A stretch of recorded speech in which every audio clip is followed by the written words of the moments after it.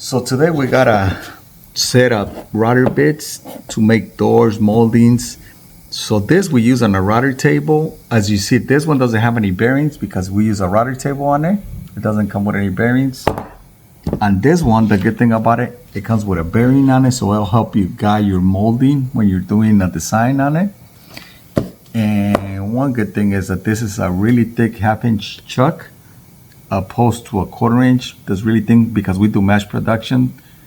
We do a lot of custom stuff, so you need a thicker shank, otherwise it'll break on you. And we're gonna show you how to use these ones right now on our router table. So as you see, this is to do small moldings, and this is to do bigger moldings. This is a 1/2-inch chuck, this is a 1/4 inch. So whenever you're doing something big, more professional, you need the bigger ones because the small ones, they'll break on you. And we're gonna change this is called a chuck. This is a 1/4 inch, and we're gonna show you guys how to use a thicker one.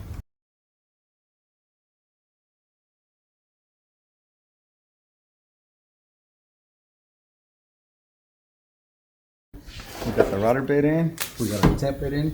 So this one we just slide it through the bottom, and you spin it around, and it starts going in. As you see, we have it. You can raise it up or down to make your design. We're gonna do a small demonstration. We got our piece of wood, as you see, a square, and we're gonna put it lower. We're gonna push it through, and then we need a stick to do the design. And it's gonna be kind of loud right now.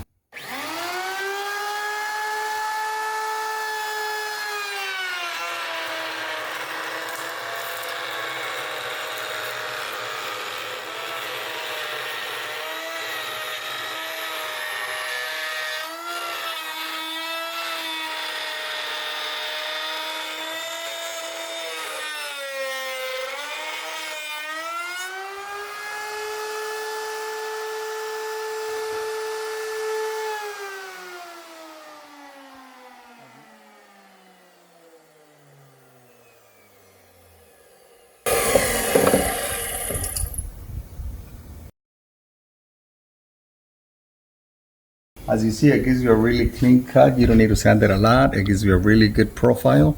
And this could be used to as a molding or for a door panel, as you see. It's really fancy. We do a lot of custom cabinets, and we could create our own molding, as you see. A lot of people would like to put this on the cabinets, and we'll wrap it around.